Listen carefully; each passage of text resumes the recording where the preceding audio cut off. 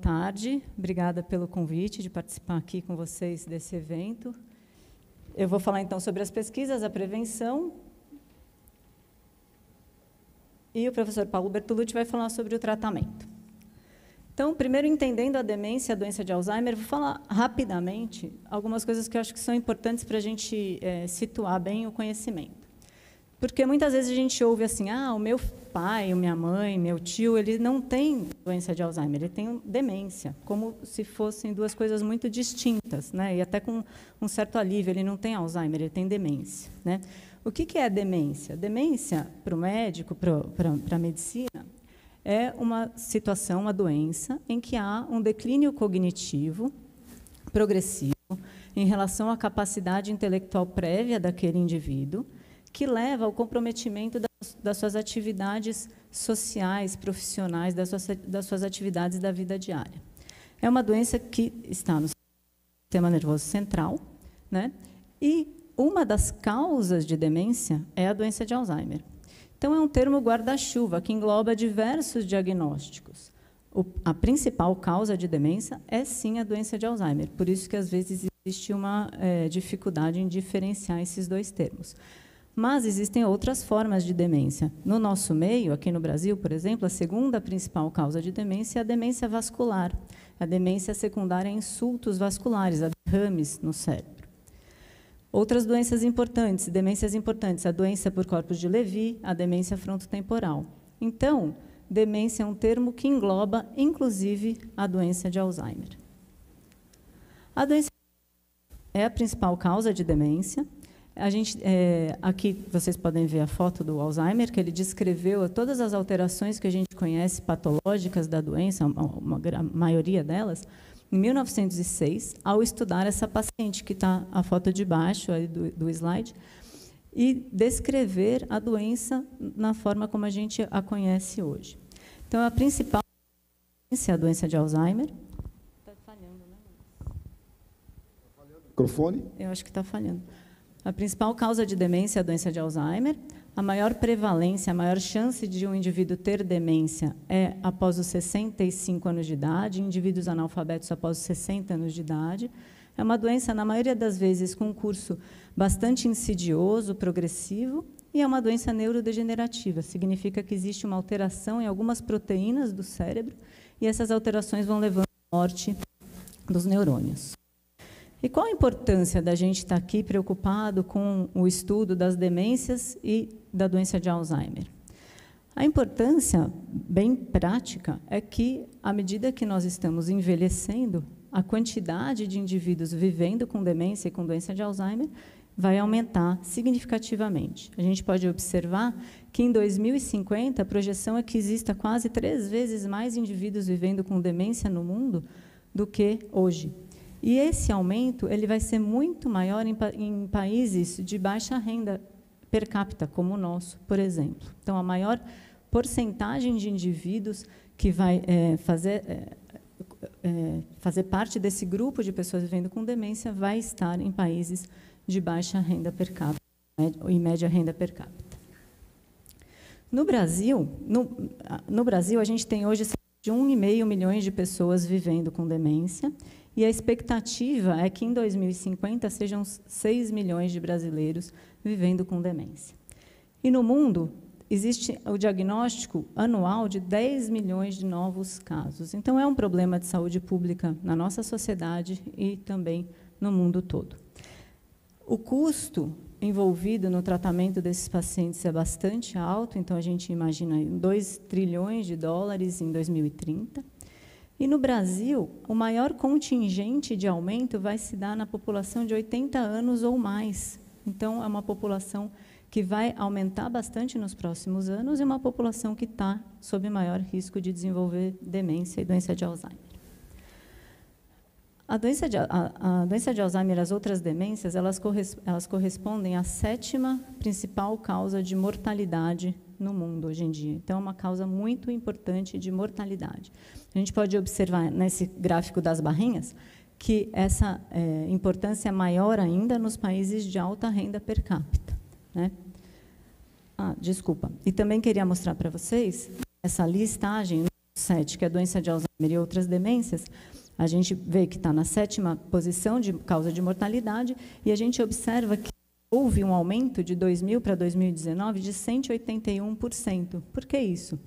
Muito porque outras doenças crônicas e outras doenças que a gente não tinha tratamento antigamente, como alguns tipos de neoplasias, a AIDS, ela tem uma diminuição da mortalidade em relação a essas doenças, e a gente tem um aumento dos casos de pacientes com demência e aumento da mortalidade também associada a essa condição. Então, falar um pouquinho sobre o panorama global de pesquisa em demência. Aqui é só para mostrar que existe muita pesquisa em demência, existe muito avanço do conhecimento. Às vezes, a gente tem a impressão que pouco se tem de novidade na área. A gente observa que, no final dos anos 70, então, existia um aumento progressivo de volume de conhecimento sobre demência, e aqui, especificamente, sobre doença de Alzheimer. Isso é verdade no mundo. Essa plataforma, a PubMed, é uma plataforma que a gente faz pesquisa de artigos científicos. É aí que nós estudamos sobre os trabalhos publicados no mundo todo. A gente observa que é verdade que, nos últimos anos, há um aumento expressivo da produção, tanto quando a gente procura demência, como quando a gente procura doença de Alzheimer. Isso é verdade também no Brasil. A gente tem uma produção científica crescente nesse campo, como vocês podem observar, especialmente depois dos anos 2000, no início dos anos 2000. Esse ano, a Organização Mundial de Saúde publicou um relatório que publica anualmente. E aqui eu vou trazer alguns dados, então, sobre pesquisa nesse campo das demências, que está nesse relatório. Então, a primeira coisa importante, a minoria dos países tem um plano nacional de pesquisa em demência. Isso é muito ruim, porque não existe um recurso em pesquisa destinado propriamente a esse tema. E daí a gente dificulta que o conhecimento seja gerado mais rapidamente. E o Plano Nacional em Pesquisa, ele geralmente está integrado em outras agendas, então, agenda de outras doenças, então, agenda de doença mental, agenda do envelhecimento, de doenças neurodegenerativas ou de doenças crônicas, em geral.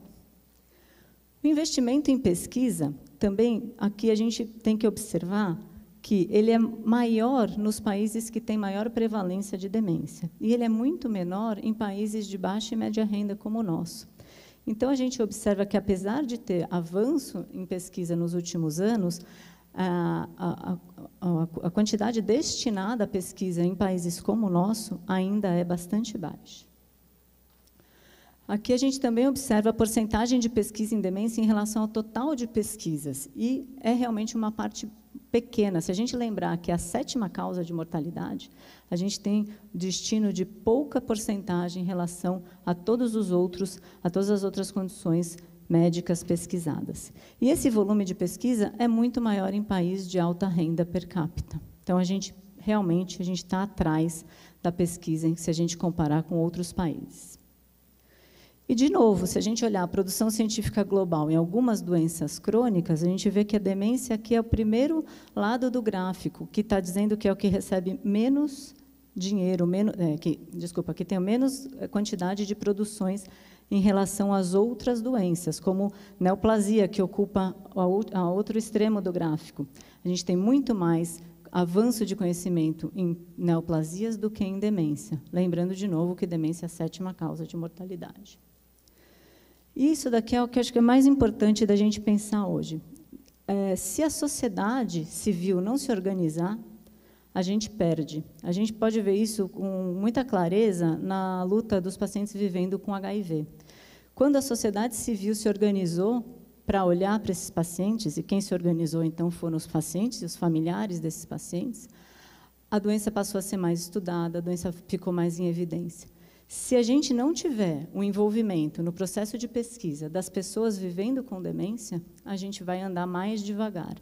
Isso não é verdade só aqui. A gente vê que a maioria das respostas, 66%, foi que raramente ou nunca há um envolvimento das pessoas vivendo com demência no processo de pesquisa. A gente precisa mudar isso, porque, senão, as coisas vão evoluir mais lentamente do que poderiam.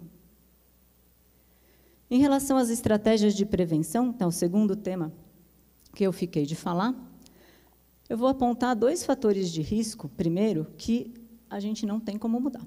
A gente não tem como mudar a nossa idade, embora às vezes a gente tente, né? Mas a gente envelhece, cada dia a gente está um dia mais velho. E isso é um fator impossível da gente mudar. E é o principal fator de risco para a doença de Alzheimer. Então, vocês observam aqui que, na faixa etária de 65 a 69 anos, a gente tem uma prevalência de demência de 1,6%.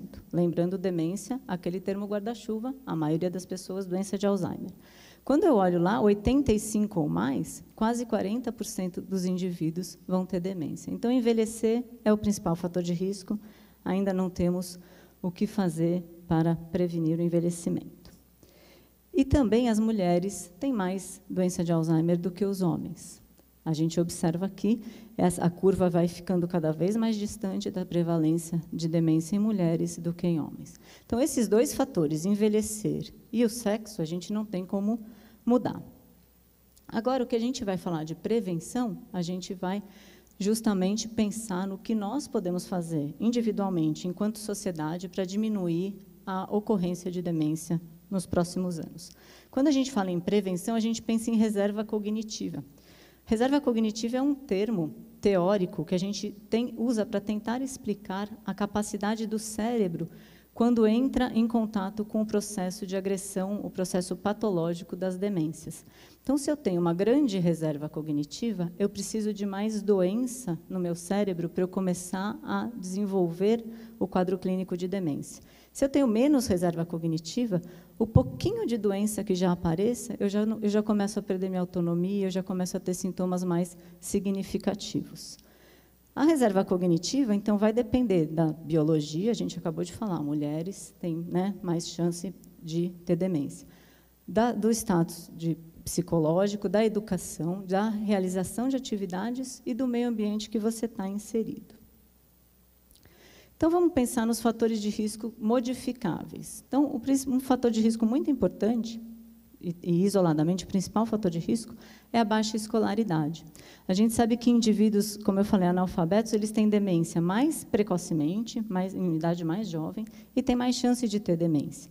Então, investir em escolaridade é uma obrigação da sociedade para que a gente tenha, no futuro, menos pacientes vivendo com demência. Além disso, a gente cuidar dos fatores de risco cardiovasculares. Então, tudo que a gente pensar que faz bem para o coração, faz bem também para o cérebro. Então, lembrar das doenças diabetes, obesidade, hipertensão arterial, que é a pressão alta, alterações do colesterol, abuso de álcool, tabagismo. Isso é importante a gente fazer o controle desses fatores para preservar a nossa saúde cerebral.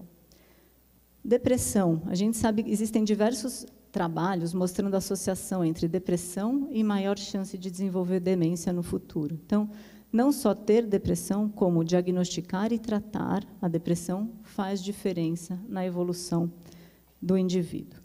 Trauma crânioencefálico.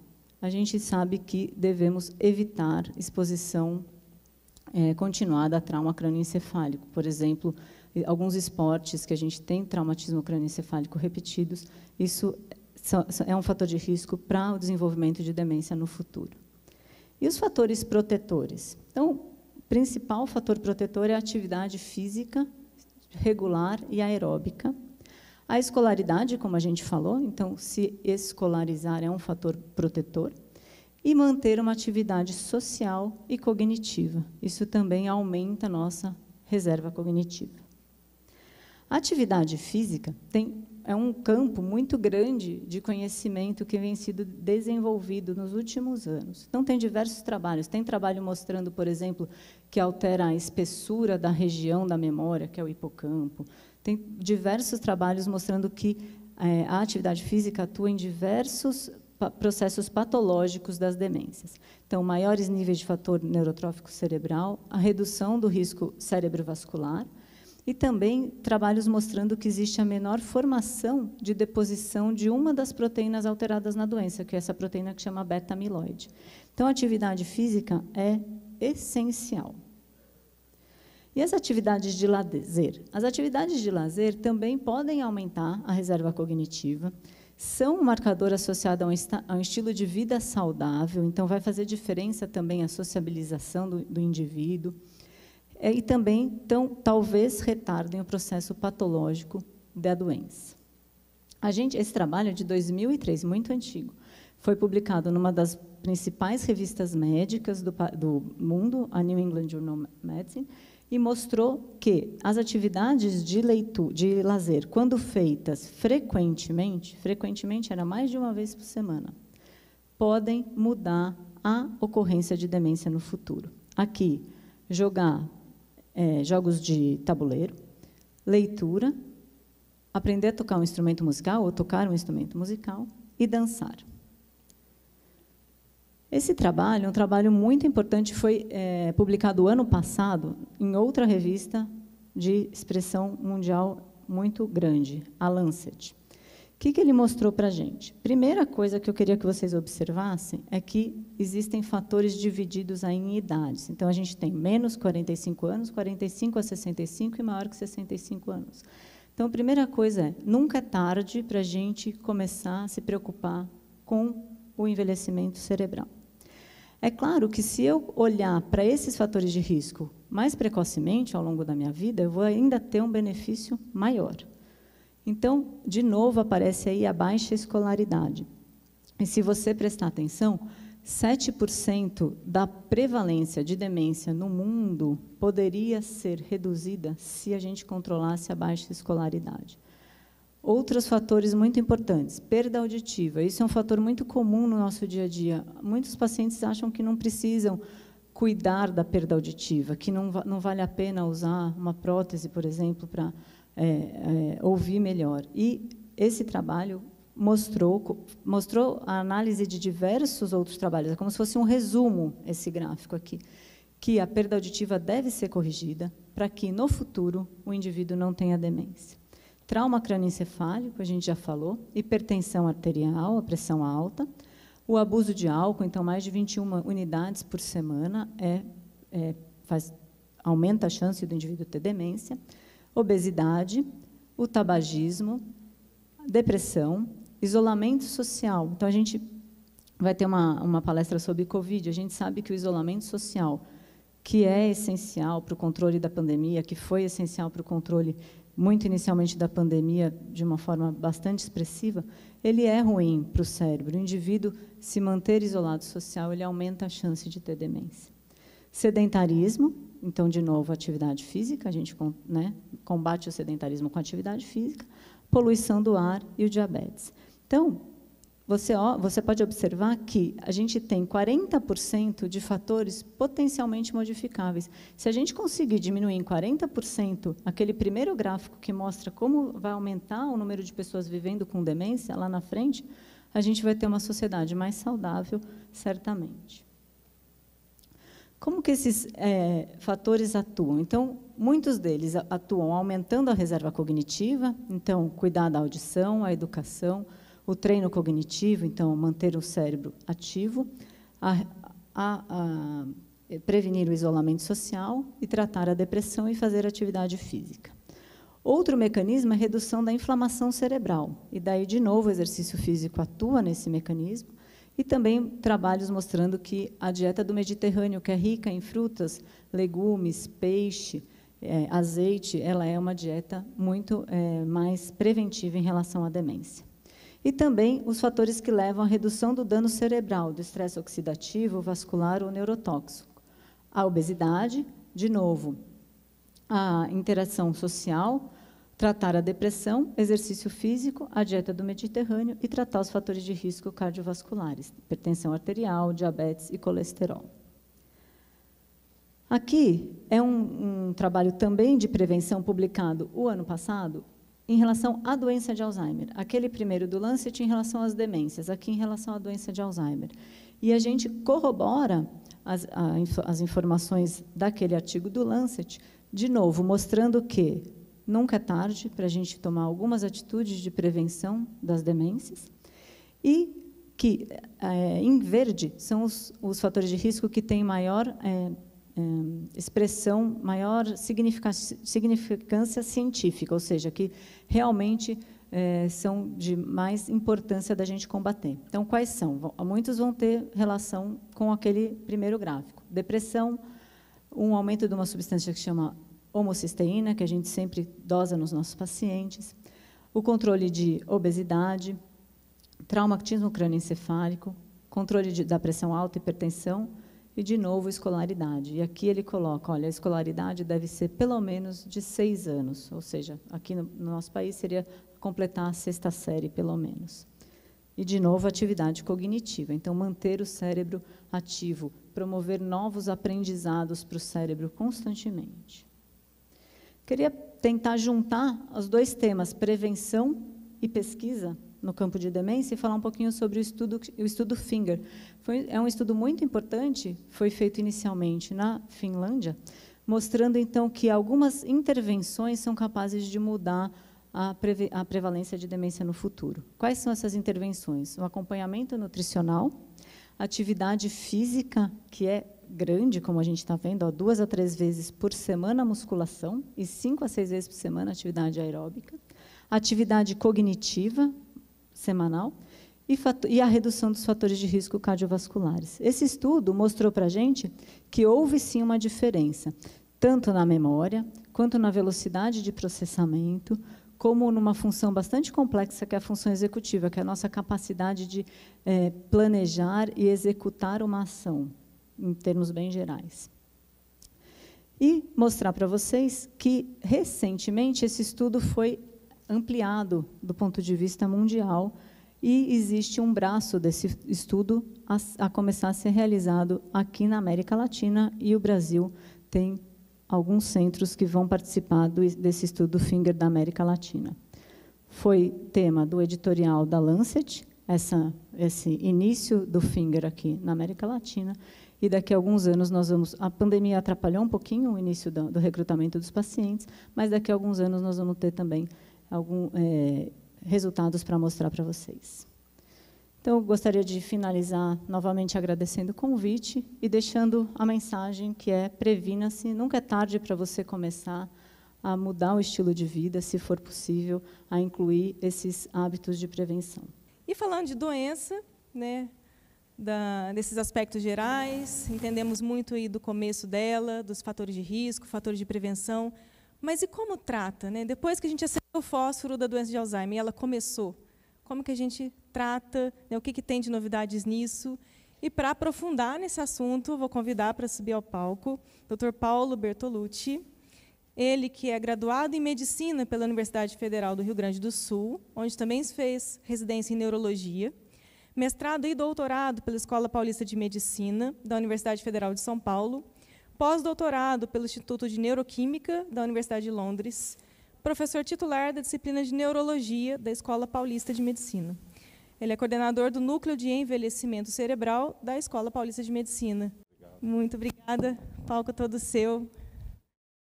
Bom, na verdade, o que eu estou mostrando aí é o que acontece no processo de envelhecimento. Olha aqui, ó. Todo mundo que já teve a experiência de acompanhar um familiar que estava na investigação para demência foi lá para a ressonância magnética, preferencialmente, ou para a tomografia. A ideia aí é esta aqui, que vocês estão vendo. O que vocês estão vendo aí do lado esquerdo de vocês seria um cérebro normal, ele é atrofiado. Mas comparem o que acontece, esse buraco escuro aí é um hipocampo, não tem mais hipocampo aí. A doença de Alzheimer levou embora. É esse tipo de coisa que se procura na investigação. O que eu quero dizer é uma coisa um pouquinho mais complicada. Quando uma pessoa preenche critério para a doença de Alzheimer, isto é, você excluiu aquelas outras causas que a Jerusa falou de demência, e fala, provavelmente isso é doença de Alzheimer, ela provavelmente já tem uma memória bastante comprometida e ela tem problemas nas atividades do dia a dia. Se vocês quiserem uma informação, provavelmente ela começou com 2 coisas. Tendo dificuldade para lembrar nomes, tendo se embananando nas compras, ela não compra o que precisa e compra o que não precisa, e com as datas, com o dia de começar. Que dia é hoje, que dia é hoje? Isso é bem o começo. Mas ela já está começando a se atrapalhar, ela já está entrando no espectro da doença de Alzheimer. A dureza, quando chega nesse ponto, ela já perdeu muito. Essa é a tragédia da doença, né? É que, quando ela se manifesta plenamente, já houve uma tremenda perda de neurônios, que é o que vocês estão vendo aí.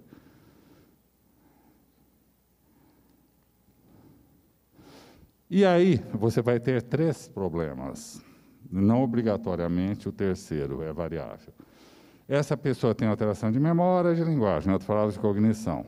Ela pode ser frequente, mas não obrigatório, ter dificuldade de comportamento. E as 2 coisas juntas vão levar ela a uma perda de funcionalidade. Então, a doença de Alzheimer está em cima desse tripé. Cognição reduzida, comportamento alterado, não é obrigatório, algumas de vocês já devem ver a experiência. Que é assim, a pessoa de boa, e numa boa e com todo respeito, ele é um doce de coco, ela nunca fica agitada, nunca fica agressiva. Isto não quer dizer que ela não tem Alzheimer, só quer dizer que ela não tem alteração de comportamento.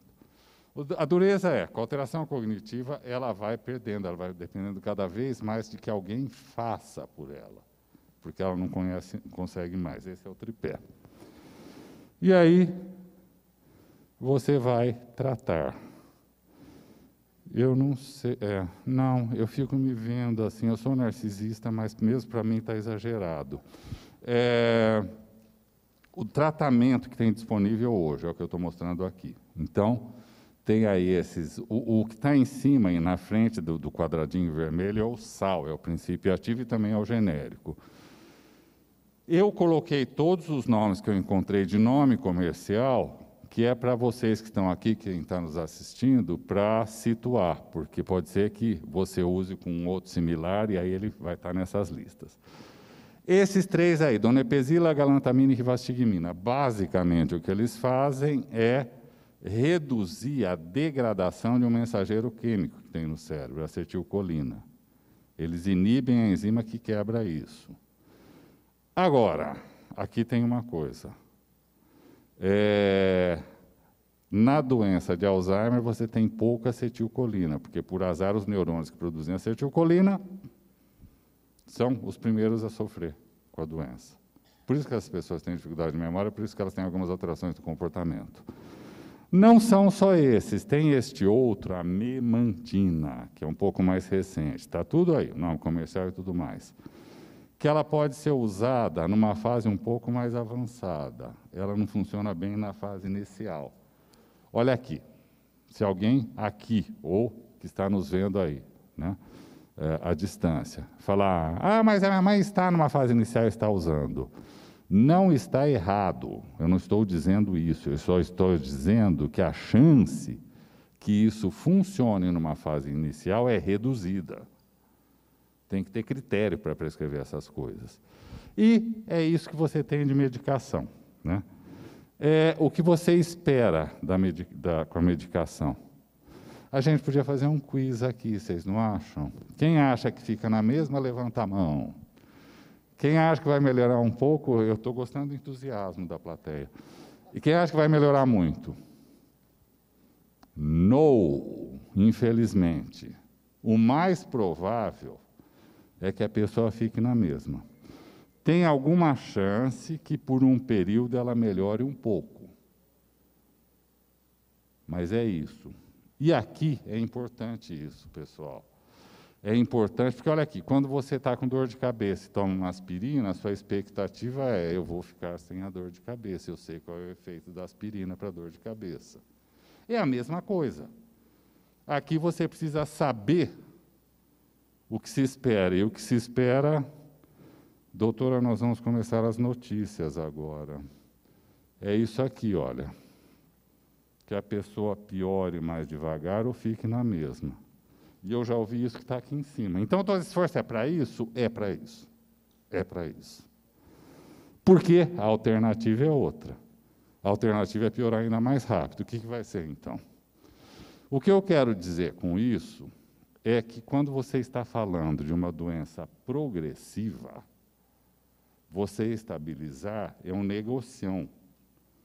porque a alternativa seria uma piora muito mais rápida, uma pessoa ficando dependente muito mais rapidamente.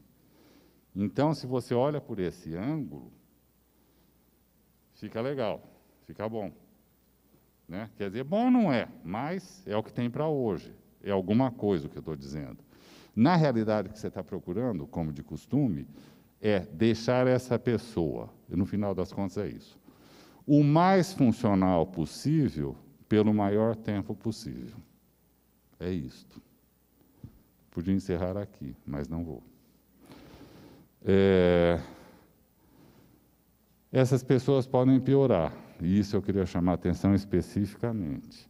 Aí é que está. Você não espera que uma pessoa com doença de Alzheimer piore subitamente.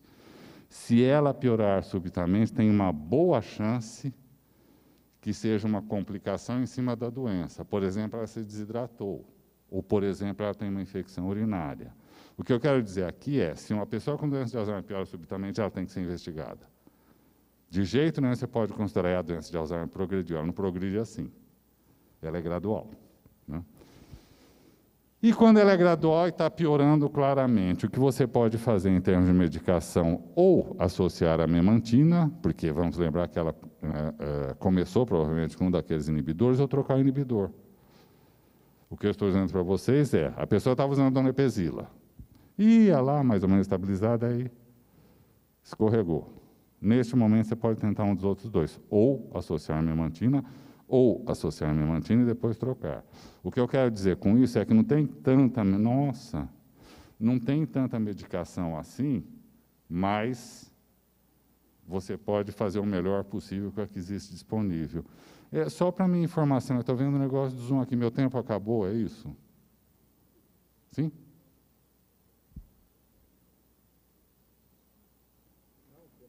Ah, voltou. Tá, então é isso. Então você fala, tá bom, eu entendi tudo de medicação, muito obrigado pela informação. É este o tratamento? Não. Não é esse só. Se alguém acha que o tratamento da doença de Alzheimer é só uma questão, da demência da doença de Alzheimer, é só uma medicação uma questão de medicação, aqui está alguém que está equivocado. É mais do que isso.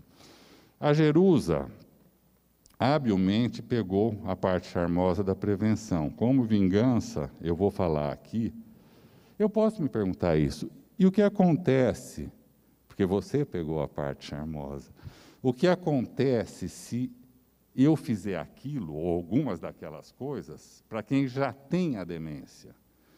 Por exemplo, eu lembro muito bem daquele gráfico da Jerusa que tinha aquele slide, que tinha aqueles 3 círculos, e era central ali a atividade física, porque é mesmo, na prevenção a atividade física é essencial.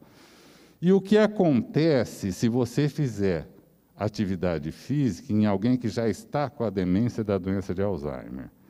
Isso aqui foi feito, olha, com 68 pessoas com doença de Alzheimer leve, né? E era uma coisinha que não era nem o fim do mundo nenhum, eram 150 minutos por semana de atividade aeróbica.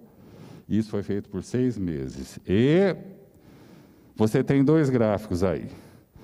O gráfico que está à esquerda de vocês, os pontos pretos são pessoas que fizeram atividade física aeróbica daquele jeito. E o que tem pontos claros é os que não fizeram. Se você for olhar, as pessoas que fizeram atividade física com a demência já instalada, hein? Elas tiveram uma melhora na memória, ou a memória declinou menos intensamente do que nas que não fizeram. E o que você vê no gráfico B, que está à direita, é o volume de hipocampo. Não tem uma grande diferença, mas tende a favorecer a quem fez atividade física. Então, a moral da história é: a atividade física deveria acontecer não só com prevenção, que é a grande coisa, é claro, mas também para a pessoa que já tem a demência instalada. Isso não é medicação, mas isso é parte do tratamento, é isso que eu queria dizer. Né? E não é só para isso, isso aqui foi feito com demência grave, hein? Outra história.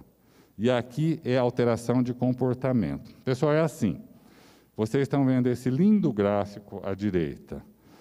Os pontos que estão, esses círculozinhos aí que estão à esquerda dessa linha vertical, bem no meio do retângulo, Quando está à esquerda, favorece, significa que a atividade física melhorou o comportamento. Se você for ver, melhorou aí várias coisas. Por exemplo, agitação, alucinação, comportamento não inibido e assim por diante. Não foi bom para tudo, mas para muitas coisas que são bastante desgastantes. A moral da história, então, a atividade física serve não só para você tentar reduzir a perda da memória, da cognição, mas pode ajudar também no controle das alterações de comportamento sem mais medicação. Esse é o ponto, né? A outra coisa é a música, que lá naquele trabalho de Verghese, lá em Nova York, em 2000, a publicação foi em 2003, foi 2003. Tinha lá, você tocar instrumento musical ou cantar. O que pode acontecer com a música na demência? Ela pode ajudar. Agora, você tem que ter claro algumas coisas, né? Que a pessoa tem uma memória musical. Isso é visto mesmo na doença de Alzheimer mais avançada, no sentido de que ela tem uma familiaridade com a música. Se você cantarolar, ela vai continuar. Porém, ela não sabe que música é. Ela pode não reconhecer. Ela tem um reconhecimento que não é explícito. Esta música é, sei lá, né? Tico-tico no fubá. E um ponto importante, dependendo da música que você usar, e você tem que ser cuidadoso, musicoterapia é para profissional, eu queria deixar isso claro, você vai suscitar emoção nessa pessoa. E via emoção ela pode ativar memórias que ela não conseguia acessar de outra maneira. Aqui, o ponto é o seguinte, a musicoterapia pode ajudar, mas é bom que você tenha claro qual é o seu objetivo. É a melhora cognitiva, uma coisa não exclui a outra, mas é bom saber.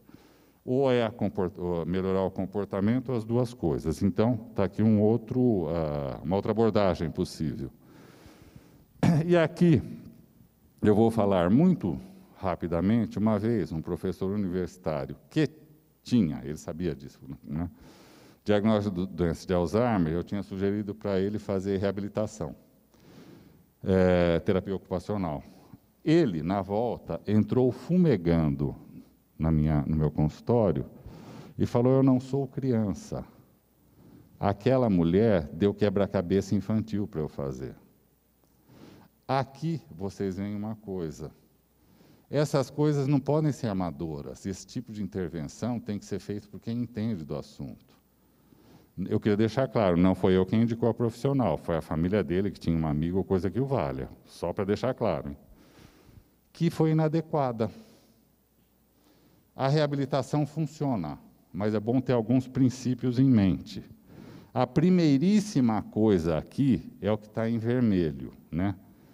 Qual é a sua identidade?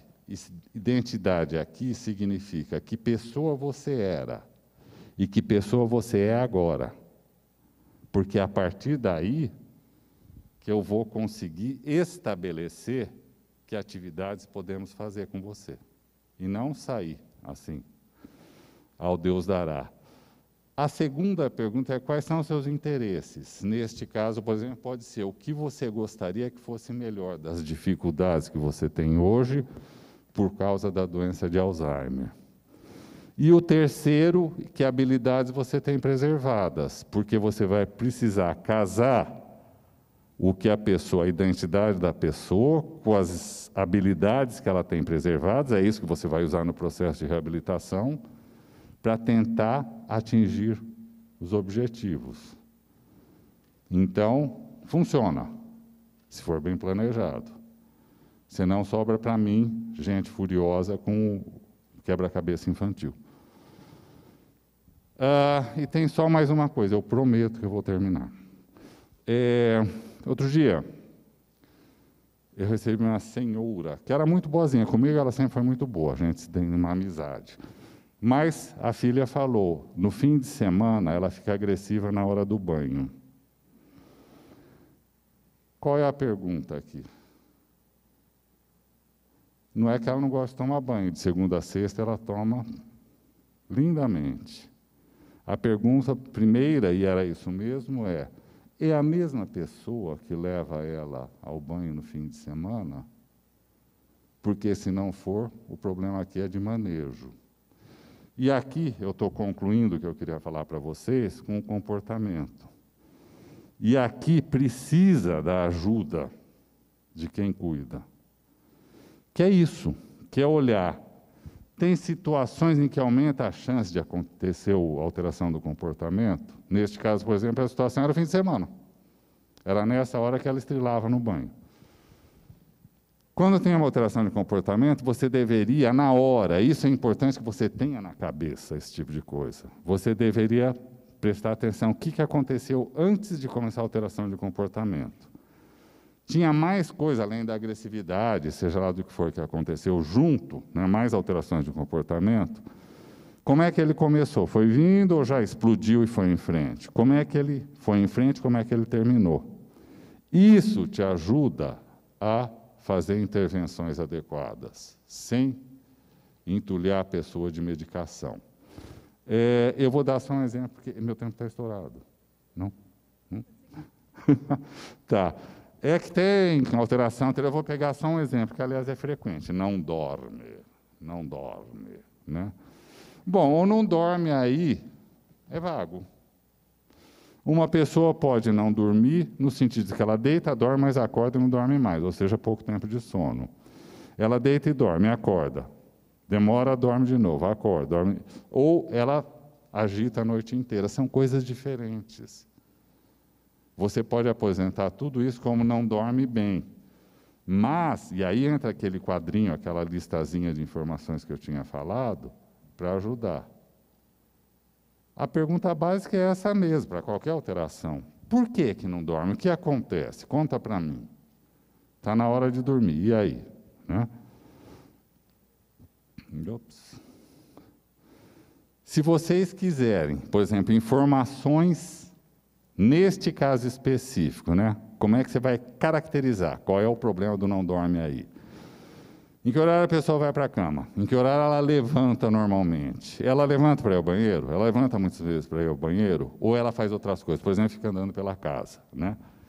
Ela cochila durante o dia? Se ela der vários cochilos, ela não dorme, porque ela já dormiu. Né? Antes de pensar em qualquer medicação, até porque eu não estou dizendo que não possa precisar de medicação para a pessoa que não dorme. O que eu estou dizendo é outra coisa. É que com as informações corretas, você tem mais chance de uma medicação correta, se for necessário, às vezes não é. Né? O que você pode fazer, então, né, nisso aí, é ter aqueles, só como exemplo, de como sem medicação você pode melhorar. Tem um horário regular para a pessoa deitar, um horário regular para levantar, ter uma rotina de relaxamento antes de deitar, né? Não tem graça nenhuma você ligar a TV para o sono vir. Aliás, só um parêntese aqui. Ligar a TV para o sono vir é uma coisa que eu recomendaria fortemente para pessoas que não têm Alzheimer. Vocês vão ter problema, estou avisando. Hein? Tá? E, claro, limitar o sono durante o dia. Né? Aqui eu estou dando só alguns exemplos sobre esse ponto específico de como, a partir de mudança no ambiente, você pode chegar a algum lugar. O exemplo que eu estou dando aqui é assim, de você expor a pessoa à luz natural, particularmente de manhã. Né? Manter as áreas de convivência durante o dia o mais iluminadas possíveis, para estimular a convivência durante o dia. Isso vai fazer diferença lá à noite. E chegou a hora de dormir. A hora de dormir é escuro, não TV, não luz, exceto se são daquele padrão que levanta várias vezes à noite, uma luz fraca para ela não tropeçar e cair. Você não vai querer uma fratura, não é? E eu queria só falar mais duas coisas, porque tinha as novidades, doutor. Aqui é que estão as más notícias, viu? A primeira é do cannabis, porque eu estou assim, aquele correntão, e o cannabis? E o cannabis? Olha, o cannabis pode ser ou pode não ser. O que eu estou mostrando aqui é o relatório lá do Reino Unido, né, da Administração de Saúde, sobre o cannabis e demência. E aqui está sublinhado em vermelho, né? Eles fizeram uma revisão, não tem muitas pesquisas de boa qualidade do uso de cannabis em demência, seja por que razão for, né? Mas pegaram os que tinham melhor qualidade aí. E aqui o que nos interessa é a segunda linha do que está sublinhado. Nenhuma orientação, linha de orientação, pode ser dada sobre o uso medicinal de cannabis para o tratamento da demência por falta de evidência. Com isso, eu quero dizer que, se quiser tentar cannabis, vai com calma. E, sinceramente, não espere muito, porque não vai. E a outra coisa é a droga milionária. Essa foi badalada, foi notícia, né? Foi aquela furor. Aqui você tem um bom exemplo de por que um diagnóstico o mais precoce possível é necessário. Eu recebi uma pilha, aliás, acho que todo mundo que trabalha nessa área recebeu, uma pilha de telefonemas, de visitas e assim por diante. E para o meu pai, para a minha mãe, que já tem demência, não, para o seu pai e para a sua mãe, que já tem demência, este aducanumab não vai servir. O problema está aí, olha. Essa curva, que está mais à esquerda de tudo, vermelha, é o acúmulo, né? Mais ou menos ela assim, ela representa, não é exatamente isso. Isso aqui, na verdade, é uma curva invertida. Basicamente, assim, aquela beta-amiloide lá que deposita na doença de Alzheimer, normalmente ela é eliminada no líquor. Como ela é depositada no cérebro na doença de Alzheimer, a concentração no líquor cai. O que vocês estão vendo aí embaixo é assim, olha, são as 3 etapas. Então, a pessoa está cognitivamente normal, ela está na fase anterior da demência, comprometimento cognitivo leve, ou MCI, e na fase da demência. Na fase da demência, olhem lá em cima, o acúmulo já chegou no platô, já acumulou tudo que podia. Usar uma droga para inibir o acúmulo de beta-amiloide aqui, desculpe, é triste dizer isso, mas é tarde. Não vai servir para nada. É bom ter esse tipo de informação para não ter essa ilusão, a ficar, eu devia tentar. Não funciona. Posso garantir, na demência instalada não vai funcionar. Então a gente vê isso e pensa, bom, temos um futuro radioso das medicações pela frente, quem sabe, pode ser. Mas eu queria dizer para vocês uma coisa, olhem a paisagem toda, vocês estão vendo aí o tratamento medicamentoso. Olhem o não medicamentoso também, ele é bem grande. É assim que as coisas funcionam direito no tratamento da doença de Alzheimer. Então, no final eu queria só dizer para vocês, o tratamento da doença de Alzheimer é mais, vocês viram, é bem mais do que medicação, né? Na realidade, tem alterações cognitivas e comportamentais que têm mais chance de controle com medidas que não são medicação. Vocês tomem cuidado com essas cannabis, essas novas medicações, elas podem não servir realmente para a pessoa que já está com a demência instalada. E um bom tratamento depende de uma parceria entre o médico e o cuidador. O cuidador, quando você informa bem, treina bem, ele sabe o que ele tem que olhar. Mas é claro, ele pode saber o que ele tem que olhar. Se o médico não ouvir, não vai adiantar nada. Então, precisa alguém que saiba olhar e alguém que saiba ouvir. A partir daí, sim, você tem um bom tratamento para a doença de Alzheimer. Obrigado pela atenção de vocês. Esse nosso painel ficaria a tarde toda, com informações que são verdadeiras e necessárias para você que está aí, no digital, na sua casa, longe daqui, da nossa presença em São Paulo, mas são informações extremamente valiosas. Nós tivemos aqui, na verdade, uma aula científica. Não se conduz a discussão da demência e do Alzheimer sem que a ciência, sem que a pesquisa, sem que todos aqueles que se dedicam profundamente à pesquisa possam apresentar a realidade da prevenção e do tratamento. Foi um painel riquíssimo, né, Lívia? Aproveitando esse momento, nós vamos abrir agora para algumas perguntas. Você que está aí na sua casa, entra no YouTube, coloque as suas perguntas no Facebook. Nós vamos selecionar algumas, porque o Paulo Bertolucci está com o tempo contado, a doutora Jerusa tem que atender aqui um paciente, nós teremos pouco tempo. Vocês que estão aqui no teatro, a Jéssica que ali está, se tiver alguma pergunta a ser dirigida ou para o doutor Paulo ou para a doutora Jerusa, nós teremos um minutinho aqui de bate-bola. Então, se vocês quiserem fazer alguma pergunta, vocês que estão aqui no teatro, por favor, dirijam-se à Jéssica e nós vamos direcionar a pergunta. Acho que a primeira pergunta vai para quem, Lívia? Eu tenho algumas perguntinhas aqui que vieram do chat, o pessoal que está assistindo a gente no YouTube. Tem uma pergunta interessante aqui da Diana Mara. Doutores, A doença só vem aumentando. Será que isso se deve aos venenos usados nas lavouras e hortas, porque as pessoas cada dia usam mais processados? Eu acho que isso deve ser uma dúvida muito comum entre as pessoas, né? Será que tem a ver? Estão ouvindo? Obrigada pela pergunta. Acho que eu também ouvi, né? Na verdade, em países de mais alta renda, a prevalência de demência tem diminuído, o que vai bastante contra essa hipótese dos alimentos industrializados, né? A gente não sabe se justamente por um aumento de atividade física, aumento da escolaridade, melhor controle dos fatores de risco, então a gente tem mais acesso ao tratamento de diabetes mellitus, do colesterol, da pressão alta do que há anos atrás, né? Então, acho que a gente não pode pensar como uma forma aí de aumento da demência. Paulo, quer complementar? Na verdade é isso, é aquela história.